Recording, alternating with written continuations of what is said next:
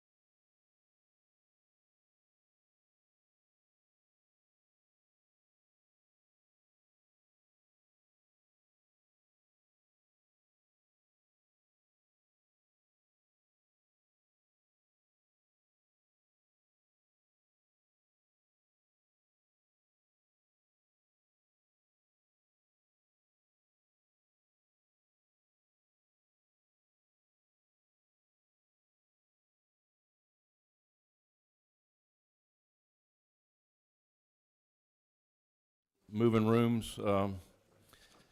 Appreciate y'all's patience on that, and sorry we're getting started a little bit late. But welcome to the Economic Development Committee meeting. We got a lot of bills. We're going to try to get to most of them. If not, we'll have another meeting. I'm going to ask Senator Burns to open us up in prayer. What microphone? All right. If you'll join me in prayer, please. Lord, it's a beautiful day. We woke up this morning and we saw your sunshine and we saw your grace. We ask that you give us your knowledge and your wisdom and your patience as we work through the agenda this morning and help us make decisions that will be pleasing to you. In Christ's name we pray. Amen. Thank you. All right, Chairman Powell, come talk to us about bingo. I'm going to let you go first.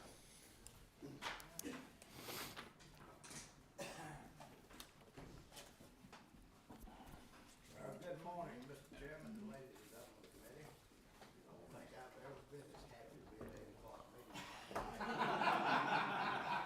So you're alerted off a day, and when I hear two prayers from Max Burns, I feel like it's going to be an enlightening day to me. Ladies and gentlemen, I bring to you today House Bill 455. This is the bingo bill. Just a little short background. Bingo, the bingo statutes haven't been changed for years. It's the only form of gambling other than the lottery that's allowed by the state constitution. All the revenues from these games go to 501c3 not-for-profit organizations.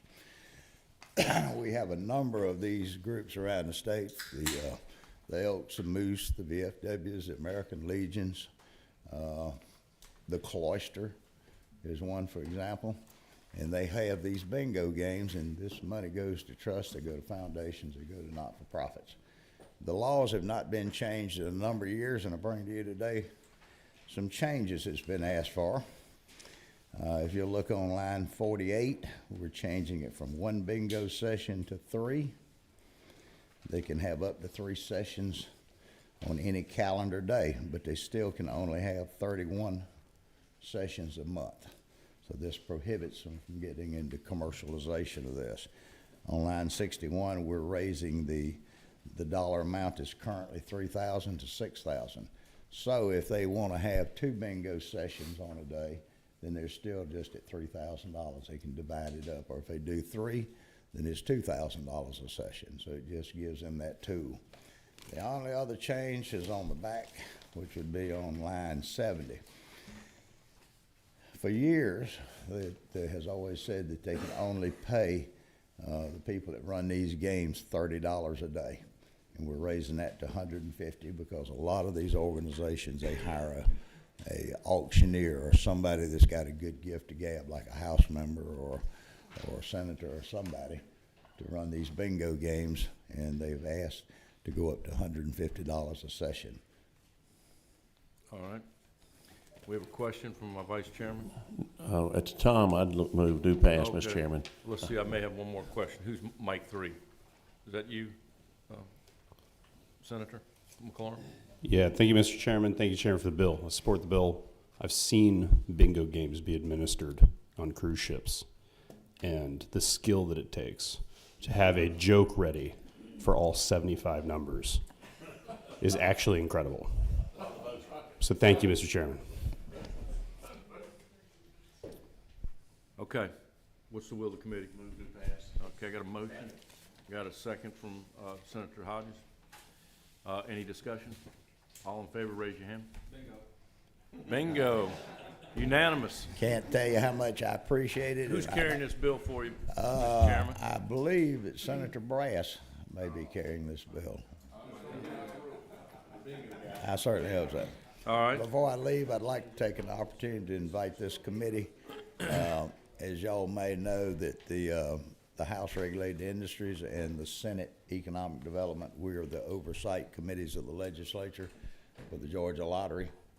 And it is our plans that hopefully before the end of this session, we'll be having an oversight hearing to look at numbers and to look at their operation. And I would certainly welcome any member that would like to be there to come. Hey, just real quick, I meant to ask you, LC is LC 280674? 280674. Okay, all right, and we'll get this done, and we'll talk to Chairman Brass.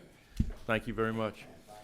Hey, I want to thank Rena Ann Peck with the Georgia River Network for breakfast. Thank you for the breakfast. I hope everybody got a Chick-fil-A biscuit. Thank you. All right, well, thank you very much. All right, next we're going to go to, let's do the Brunswick stew. Where are we at on that? Let's come on up with that. I know that's important to Senator Hodges. I'll let you make that motion when we're ready. Yeah. We have a sub on this, don't we? We do, yes, sir. It's changed, it's All more, right. I'm reading, make sure I'm reading the right one. All right, let's, It's LC 394749S. wait. We've got 55059-6S. That was the original side, we dropped one off Friday and Monday morning. Okay. One, two, Do you have another version? That's the only version. That's the We got one a we decided on. 394510. It's 233. What's this? Pink sheet in the back. That's the original. Only two we got. That's how they come out the house right there, David. We're in the dark. We're gonna have to hold off on us for a second. Yeah. Yes. And, Ella, where's Ella? She's in there. She's getting the others out. She's making copies now. Can you just hold off and let's go to another one? All right, thanks. All right, let's go to, Representative, Oliver, HB 399. Oh, yours aren't done either? We just got her sub. Oh, we just got your sub? All right, well, we're gonna come back to you. All right, how about, is Representative Houston Gaines here? Come on up and talk about Vince Dooley Battlefield. HB 454. And let's make sure we got the right LC on that. We got the wrong Representative Gaines here. We're looking for one that's G-A-I-N-S.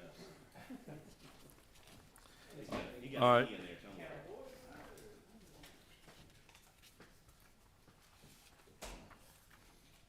All right, let me ask you this, Representative, are we working off of LC 590143S? Is that what you have? I have a 011 but I could have it wrong, it's possible. Okay, you got the one that passed out of the House. What we have is LC 590143S. There you go, my brother, it's the substitute, yeah, for a sweet, mate. Tired of how it is when we come to the house, you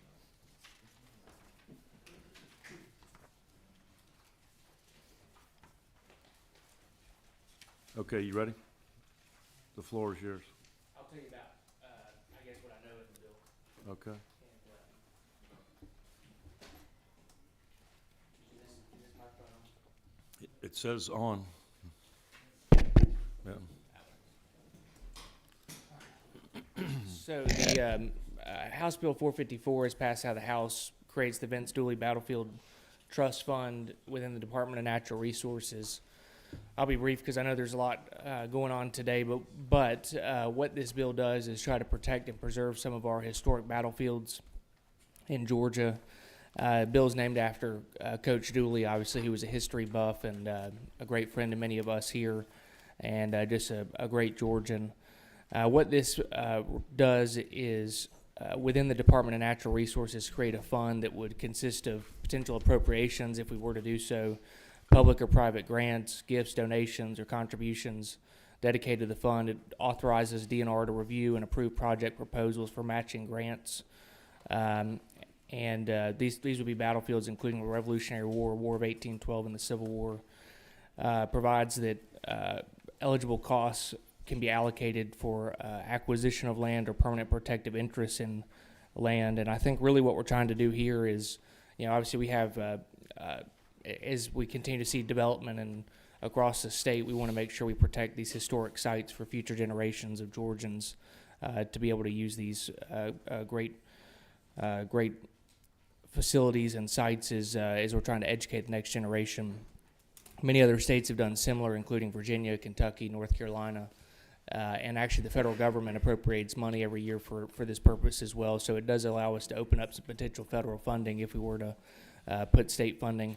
One important thing I'll note is that any grants that are approved, it has to be dollar for dollar matching from the private entity that were to assist on that. So that's the bill, is what we passed out of the House, and happy to answer any questions if there are any. So are these national parks? Is it the National Park Service involved They with are this? involved in the process, and Chris Welton is here with the National Battlefield, American Battlefield Trust. He may be able to talk a little bit more to that, but the National Park Service is engaged on this and typically works with the American Battlefield Trust. They're kind of the experts, and they have the best historians, but the National Park Service is engaged and engaged with the American Battlefield Trust. Okay. We got a couple questions for you. Senator McLaurin? Thank you, Mr. Chairman. Good to see you, Representative. I was on Baxter Street last night. I could feel your presence. Thank you. So I'm looking at this sub, and it looks to be expanding some of the enforcement mechanisms for, at the very least, what was in the original House bill by opening up the code section in Title 50 that was created regarding monuments, public monuments, and it seems to be adding an entirely new set of provisions relating to privately owned monuments. Can you sort of walk me through what those changes are intended to be about? I can't walk you through it because I just saw it. So, Okay. actually, I haven't seen it, but I understand. Bill's, pop up like weeds and just subs just come up. So I want to just note for the committee, there is a expansion of the bill, seems to be on page 6 through 11. And I'm not sure if all, like what exactly is new because I haven't had the time to really go through it. But it seems to be sort of in the spirit of penalties for removing or many other long list of verbs, monuments. We can discuss it later. I guess if we can't really do Q&A on it now, but I just wanted to flag that. So thank you. Thank you. Okay. Who's number 11? Is that? Yep. Okay, go ahead. Thank you, Representative Gaines for the bill, and I certainly support the bill. I want folks to understand that there are only 3 Revolutionary War battlefields in Georgia that I'm aware of, and one of them is in my district. That's right. It's the Battle of Briar Creek, which was fought in 1779, I believe. We just had another. We do it every year, a memorial on that issue. Now, my question is, and my point is, most of that battlefield is DNR property. Part of that battlefield still is owned by private entities across the creek, across Briar Creek, where the battle occurred. Would this bill allow that organization to seek support for acquiring the remainder of the battlefield property? It would, and in fact, I believe that's one of the top targets. If this were to pass, that would be one of the. I've got a couple and that's on the top of the list that would be of interest to DNR and to the American Battlefield Trust. I appreciate that, and part of the challenge we face is we still have Revolutionary War soldiers buried in unmarked shallow graves on both state and private property, and we want to make sure we protect those and honor those soldiers who fought 200 years ago for the freedoms that we enjoy. So I appreciate the bill and I support the bill, but I just want to make sure that we're working toward capturing any property in private hands that might be of historic value. That's right, and that's the whole goal of the bill, and so thank you. Thank you. Thank you for your support. Mr. Vice Chair? Thank you, Mr. Chairman. This morning I was listening to Tim Bryant, which I know you do as well sometimes, and he was talking about the Okmulgee mounds down in Macon. I think the longest inhabited Indian settlement, said and they're talking about making it a national park. Would this also help promote that as well and help protect the Indian mounds type thing? Is it any historical? So the bill, and I don't have the lines right in front of me, but it would include battlefields that are listed and a couple of reports from Congress that is largely the Civil War and Revolutionary War and War of 1812. So if they're listed in those reports in Congress, they would be eligible, but I don't know that Okay. would be. Thank you. Okay, any other questions? What's the will of the committee? Okay, got a move to pass from Senator Burns, a second from Senator Eccles. Any discussion? Yes. Number 3. Thanks, Mr. Chairman. Representative, I probably would have supported the bill in its original form. It includes what appears to be, I think, House Bill 467, which is a bill that did not make it from the House over crossover day. So my understanding of that bill is that it expands the regime under which private citizens are given 3 times damages, treble damages in lawsuits for people who take a variety of actions with respect to public monuments, and this would apply to private monuments. Some of the language is kind of troubling to me. It's just broad. Abuses, defiles, conceals. You can imagine if somebody stands in front of a protest, with a protest sign in front of a monument, that could be conceals under the code. So without the ability to meaningfully parse that legislation today, I'm going to be a no. But I just wanted to make that plain before I raise my hand the wrong way. So thanks. Thank you. Senator Burns? Thank you. As a comment and follow up Senator McLaurin's concerns, sometimes things pop up and we're not really sure where it came from or why. Can you speak to that section about where it came from and why? I really can't speak to it. I don't know. Was it a part of your original legislation? It was not. Would the senator from the 14th, with the senator from the 14th, with the senator from the 14th, in order to rectify your concerns, would you like to make any adjustments? Then you my mic. Thanks. I mean, I would, if we were to amend what was effectively HB 467 out of the bill, I would support the bill in its original House form as passed. Or if we could, it would be a motion to revert to the original. It'd be a do pass motion on the original LC. Would be essentially what I would support. So we have a motion on the floor at this time, is that right? Yeah, that's right. New So- pass motion as Yeah. We have a motion on the floor on LC, for,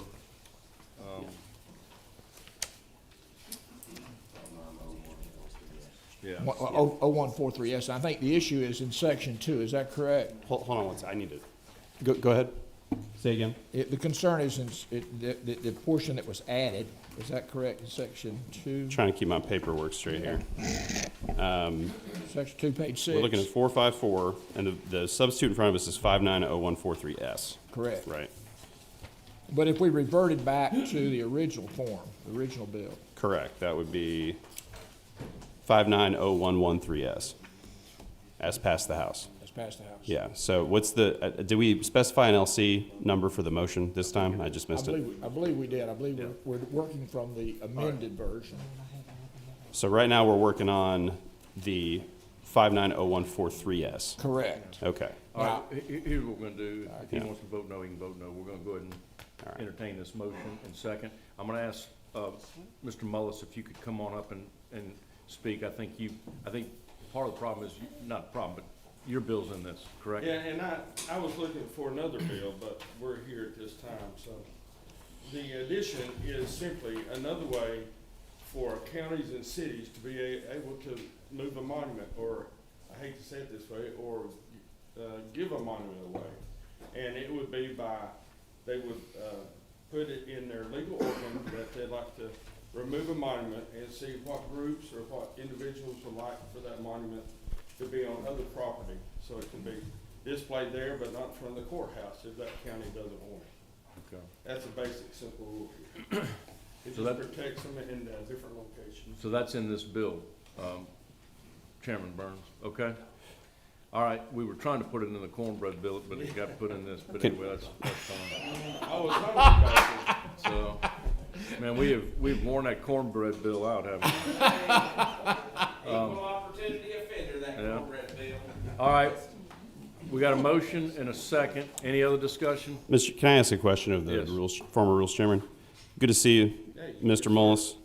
There is new language, am I wrong, though, on lines 202 down to lines 211? I would say that's probably right. Creates a new cause of action for exemplary damages for a long list of verbs here, starting with mutilates, defaces, files, damages, destroys, alters, abuses, contemptuously, conceals. So there is a new cause of action in the bill, right? Yes. Okay. I just want to make sure, confirm that's not, It's the alphabet soup. We're trying to find a vehicle that works. I understand vehicles, sir. Yeah, thank you. Before we vote, does anybody want to speak on this? I know you said you had somebody from the battlefield. Chris Welton is here, and maybe if he just wants to say a brief word. If you want to come on up here and just say a real quick word. We've met before. I've met with you before and thank you for your passion on these battlefields. Yes, sir. We have met before, and but we've made great progress now. Your name now? Oh, I'm sorry. I'm Chris Welton. I'm a trustee of the American Battlefield Trust. And I want to thank you for being here today and for listening to what we have to say. The American Battlefield Trust is an organization that was created about 25 years ago specifically for the purpose of preserving American battlefields from our first 100 years of American history, specifically Revolutionary War, War of 1812, and the Civil War. People think that the anniversary, the 250th anniversary of the United States is next July 4th, but it actually commences next month with the 250th anniversary of the battles of Lexington and Concord. So I just want to point that out. I actually had the privilege of playing for Coach Dooley from 1977 to 1980. Coach Dooley's the one who got me involved with American Battlefield Trust, and so We're trying to get this fund created in order to assist the preservation of battlefields in Georgia. There's a program called the American Battlefield Protection Program, which is a federal program that is funded, it's about 20 years old, and it's funded to the tune of $20 million a year. And if we pass this, this fund, if you pass this fund in the state of Georgia, it will provide additional resources to match the funds from the federal program and the funds that we bring in. And while we have to match those federal funds by 1-to-1, we are averaging about 5-to-1. So the reason we want as many sources as we can to protect battlefields is so no one entity has to bear too much of the burden. Everybody who puts in $1 gets it matched at least 2-to-1. And sometimes we saved Rocky Face Ridge, or participated in the saving of Rocky Face Ridge about 3 years ago. There were 14 different entities involved in that, so everybody gets a really good deal. But the Battlefield Trust is here to help land preservation, and then job number 2 for us is educating the public about what happened on those battlefields, why it happened, and why it matters today. So we're not just a preservation organization, we are an educational organization as well. Okay. I'll just finish by saying we are not anti-development, we're very pro-development. My son and son-in-law are both developers or in the construction business. We just want to preserve battlefields and have development go on as much as they want around them and help people enjoy them. All right. So thank you. We have a motion and a second, so we'll go ahead and take a vote now. All in favor, raise your hand. Okay, that's how many? 1, 2, 3, 4, 5, 6, 7. All against? 7-4, your bill passes. Thank you. Who's carrying this bill for you? Talked to Chairman Cowser about it, briefly as they have, but I'll get back to you by the end of the day if that works. All right, thanks. Thank you. All right, we're gonna talk a little Brunswick stew. I think we've got the correct, I think it was just passed out to you. If Representative Townsend, we're gonna do Brunswick stew and cornbread. It's LC 394749S. Do you have that? That was one of them. There's two that's been floating around. I've kind of seen, how sometimes when you cross the house, chambers, things happen through the process. And Well- so the original one you have, I'm fine with as well. The one you're looking at, 49S, basically the biggest difference is, and it adds sugarcane to it as a day of the year. If you look on page 5, line 95, that's really the biggest change I've seen so far. It was a friendly amendment or a friendly addition from what I understand. Basically, it scrutinizes, you see line 95, third party. It keeps an adversarial country from hiring a third party to do their bidding or whatever else on a state contract in Georgia. And this basically is for some electronics such as computers, printers, connecting cables, and video conferencing services. And so that is the biggest change. Cornbread's in there, Brunswick stew's in there, and the sugarcane syrup. And this was that's the reason last Wednesday we decided not to hear this last Wednesday. So Okay. so that's one I'm not tied to 100%. I'm okay with it because I think that's fine for the addition. Okay. It's the code and everything else, but I'm at the will of the committee on that, All right. Chairman. Representative Carpenter, you have any comments? Representative Carpenter? No, it's good, cornbread's good. All right. Well, Brunswick goes. We handed out the sub. It's LC 394749S. Yeah, I got a different version of it. So no, I got it. I think that's fine. You want to take a second to look through it? Yeah, your biggest change really is addition to sugarcane syrup and then page 5, line 95. That'll catch the change. And that last section there again, part 4, was the late addition to it, and so I'm ambivalent. Are you okay with that? Yeah, I'm okay with it. I can go Okay. either way with it. All right. Senator McLaurin, you have a question? Sure. So you, good to see you, Representative. Did you basically said this is a security issue relative to these specific electronics? Correct. Okay. It basically makes sure they don't try to go back. It kind of ties up that hole in the fence, kind of a gatekeeper to make sure that third-party adversary doesn't go through a third party to, get a state contract. Well, one thing I'm noticing here is from 95, 99, we already have in code that a scrutinized company can't get a contract itself for any services. And the way I'm reading the including language is just to add a little bit of extra oomph to clarify what we're already trying to do. That's exactly it. Okay. I've asked friends on both sides of the aisle, and so far I haven't seen any concerns from either party. Thank you, Representative. I've got a lot of trust issues, and so I'm working on it in therapy, but I just want to read something before I vote yes. So thank you very much. Appreciate it. I understand that. Yeah. God bless your therapist. All right. I'll entertain a motion. All right, I'm gonna let the man from Brunswick. Brunswick, Mr. Chairman, I love sugar cane, I love cornbread, I love Brunswick stew, I love Chinese food. I don't usually eat them together, but in this instance, let's do it. All right. I got a move do pass from Senator Hodges and a second from Vice Chairman Ginn. Any discussion, number 13? Did you have any discussion? Okay. All in favor, raise your hand. It's unanimous. Thank you. Thank you, and of course, the great senator from St. Simon's will be carrying it. All right. Thank you very much. See you, Carpenter. You can go. Who's carrying it? Huh? Who's carrying it?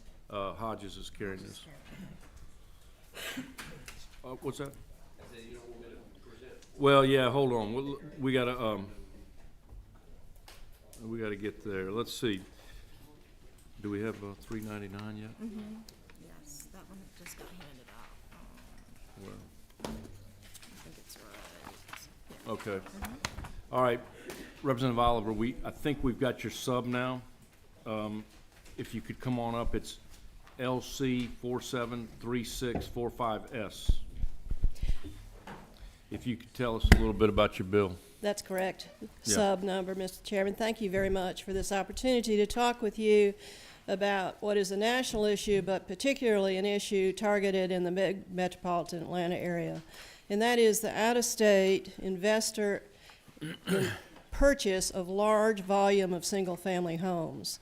I am handing out for you right now a list of your districts and the percentage of which in your area single-family homes have been purchased by out-of-state hedge funds.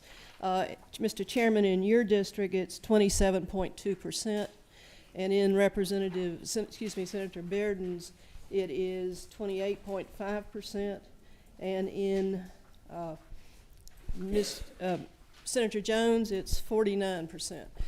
The map that I'm showing you shows by density the large areas of the metropolitan area that have been purchased by these out-of-state investors. The purpose of 399 is to impose one simple element of accountability for out-of-state investors that have large volumes of single-family homes in the metropolitan Atlanta area. And I have worked cooperatively with the Real Estate Commission and the apartment complex. This bill only relates to single-family homes and duplexes as defined by statute. It does not relate in any way to apartment management issues. That might be an issue for other day. But we know from our experience that the purchase of single-family homes has a significant impact on our economy. One, if they are not going to be in Georgia in any form, in any staff form, the issue of repairs and tenant complaints is what I'm focused on and trying to introduce an element of accountability.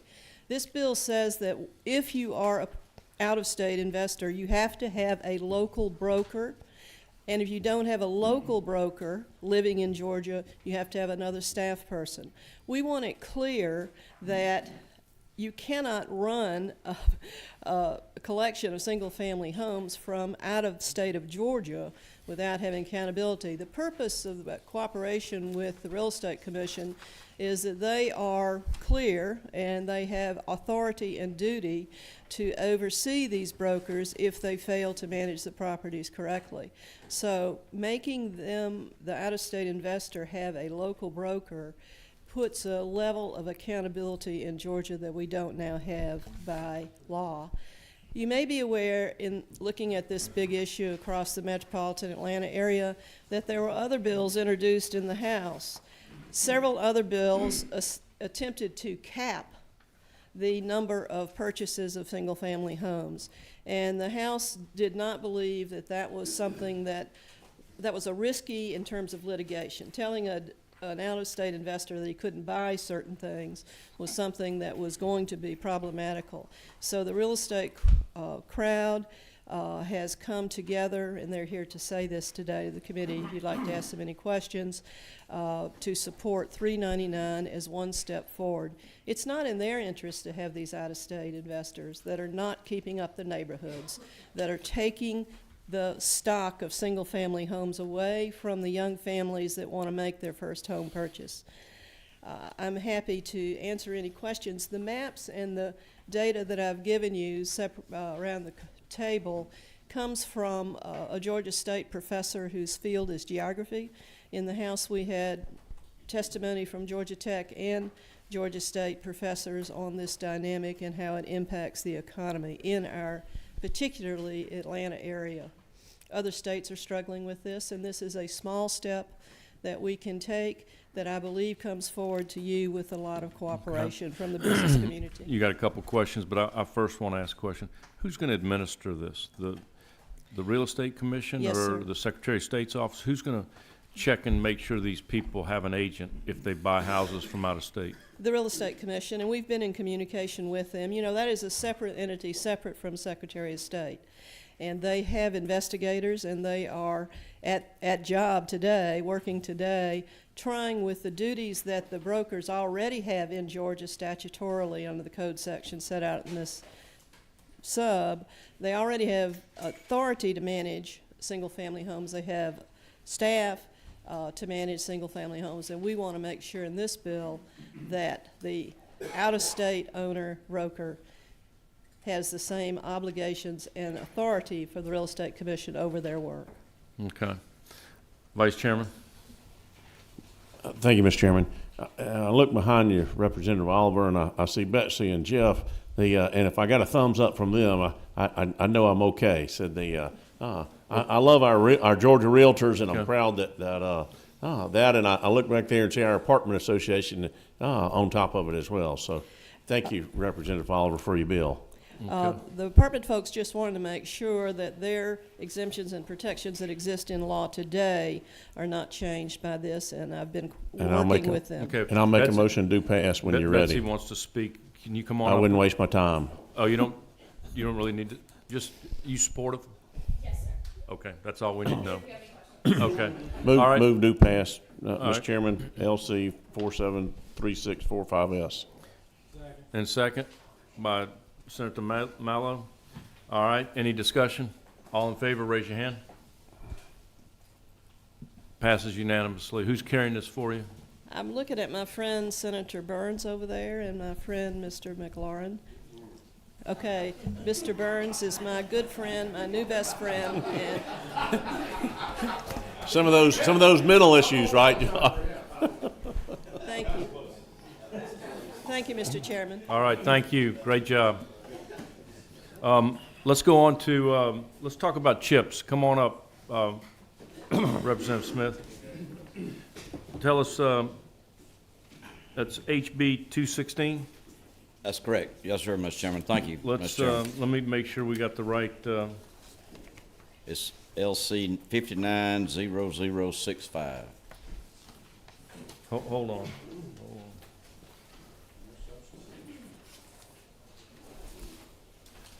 So, I just found it. Let me get the LC number again. LC?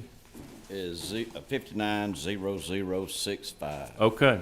Tell us about your CHIPS Act. Okay, thank you, Mr. Chairman, members of the committee. Last year, we had a CHIPS bill also. This is the Richard H. Smith CHIPS Act. We're trying to attract the industry, whether it's manufacturing or packaging, to the state of Georgia. I worked with economic development over the summer. Actually had a meeting this January with the economic development DCA and the governor's staff downstairs. A lot of suggestions from everyone. We put that into this bill. The only difference from the suggestions, they had a 1-year sunset, and we extended that to a 3-year sunset. So the attraction of CHIPS is important to the state of Georgia. We think it's a great industry with high-paying jobs. Of course, I'd love to see it in my area of the state, western central Georgia, but we just want them to come to Georgia, and that's what this whole bill is about, is to market us as a CHIPS location. Okay. And I'll answer any questions. Have any questions?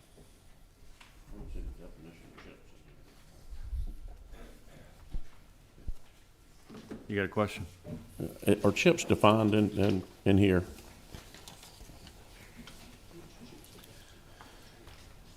I don't know if a definition of the CHIPS is defined in here, but I will look. The only reason I bring that up is, when we start talking about chips, there's lots of different things that. Well, as in potato chips. Potato chips, wood chips, chocolate chips. That's right. You name it. There you go. I want to make sure that, I want to support your bill. I just wondered if we need to add chips definition into the semiconductor side of things. Actually, I guess we could say we want to attract all kind of chips, Okay.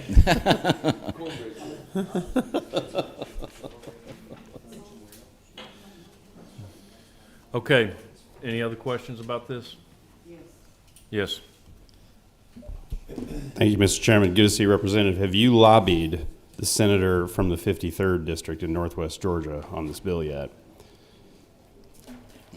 You'll have to tell me which. Colton Moore.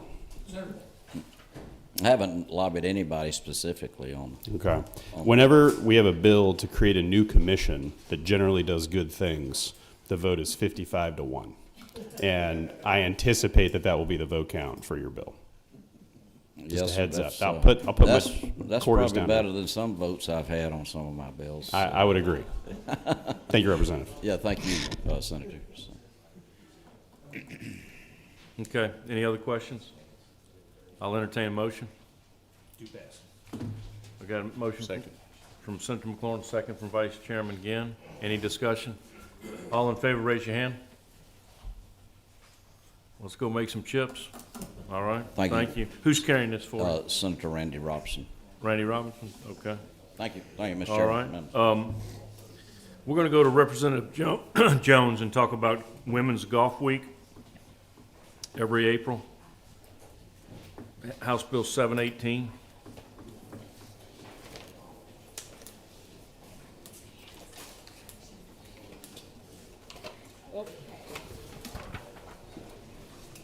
Thank you, Mr. Chairman. LC 590125? Yes, sir. Is that your LC? It is LC 590125, HB 718. And I thank you, Mr. Chairman, and members of the committee. This bill designates that the first week in April of each year is Women's Golf Week in Georgia. And I want to share with you that the number of women playing and enjoying golf in Georgia is increasing at a rapid pace, and 23% of all golfers are women. And I would like to ask for your favorable consideration. How'd you come up with April? Is it because of the Masters and what's How going did on? what now? How'd you decide April, the first week in April, because of the Masters? Yes, that's a good time to have the week. Okay. Any questions on this? I think this is a pretty straightforward, easy. Move to pass. Okay, I got a motion to pass. I got a second from, Over here. from Ms. Senator Anderson. So we got a motion from Senator Ginn. Any discussion? All in favor, raise your hand. All right. Who's going to carry it? Ms. Anderson? Senator Davenport. Oh, Senator Davenport? If she doesn't, then Senator right. Anderson. So we'll have Senator Gail Davenport take care of it for you. Thank you. Thank you. Where's Casey?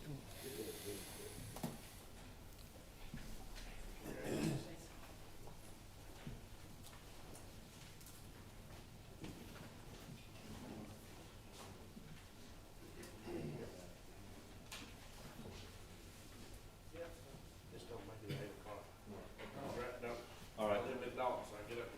I got you. All right.